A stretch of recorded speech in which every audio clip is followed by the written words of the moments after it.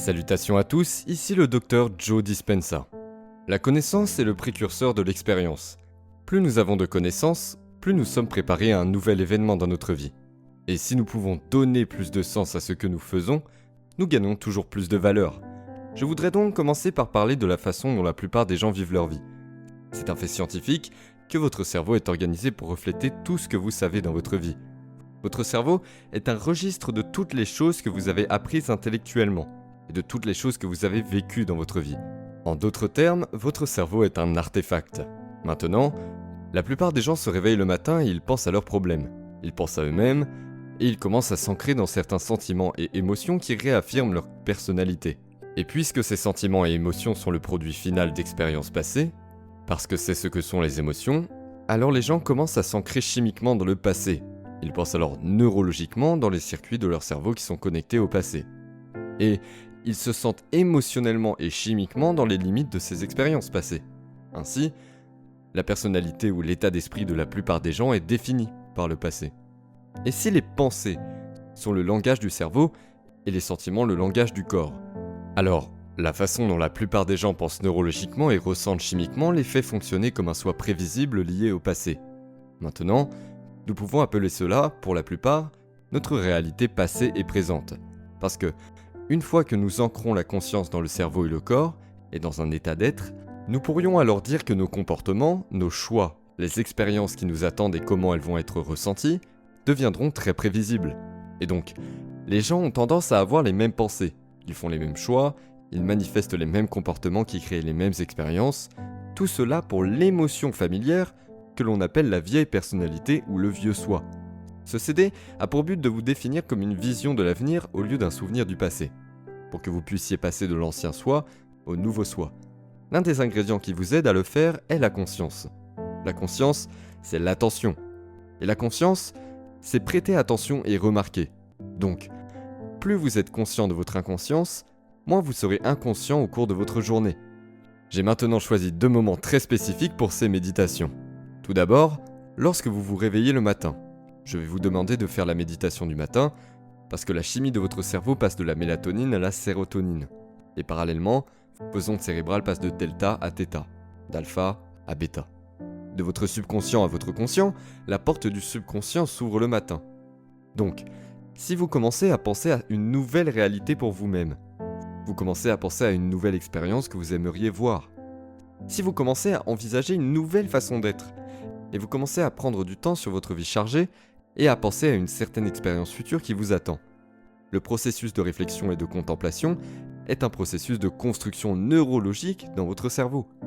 Nous allons donc vous demander de penser à une réalité future que vous aimeriez expérimenter, certains changements à l'intérieur de vous que vous aimeriez embrasser, un certain type d'événement qui vous attend dans le champ quantique. Lorsque vous commencez à penser et à spéculer sur un nouvel événement futur, le lobe frontal s'active. C'est l'accomplissement courageux de l'être humain. C'est le centre de la créativité. Et lorsque vous commencez à poser les questions « et si ?», les questions spéculatives « à quoi cela ressemblerait-il ?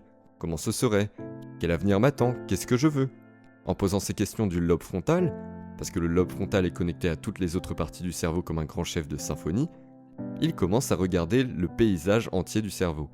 Et il commence à sélectionner différents réseaux de neurones qui sont liés aux choses que vous avez apprises intellectuellement et aux choses que vous avez vécues comme un événement dans votre vie. Comme le lobe frontal commence à faire appel à tous ces circuits différents, il commence à les assembler de manière transparente pour créer un nouveau niveau d'esprit. Et comme vous commencez à vous rappeler de cet événement futur, il y aura un moment où vous aurez une vision, un symbole ou une image dans votre esprit. Et c'est ce que nous appellerons une intention.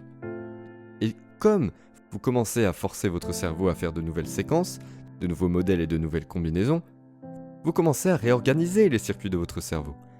Vous commencez à changer le cerveau pour qu'il ait l'impression que l'événement futur a déjà eu lieu. Maintenant, votre cerveau n'est plus un enregistrement du passé. Maintenant, en fait, c'est une carte du futur. Puisque vous commencez à être défini par cette vision du futur, vous entrez dans une réalité future et présente. Mais là n'est pas la fin. Parce que, pour que vous puissiez passer à un nouvel état d'être, vous devez soit commencer à vivre l'événement émotionnellement, en d'autres termes, permettez à la pensée de devenir l'expérience dans votre esprit, Et si la pensée devient l'expérience dans votre esprit, le produit final de cette expérience s'appelle un sentiment ou une émotion. Soit, je vais vous demander d'apprendre émotionnellement à votre corps comment cet événement futur va se sentir avant qu'il ne se produise.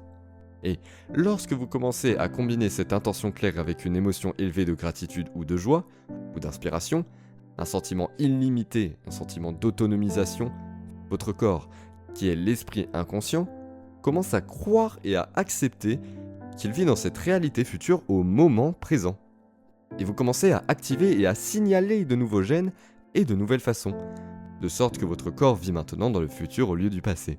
Ainsi, alors que le corps se déplace dans un nouveau futur, dans une nouvelle réalité présente, votre biologie commence à changer parce que maintenant vous êtes dans un nouvel état d'être.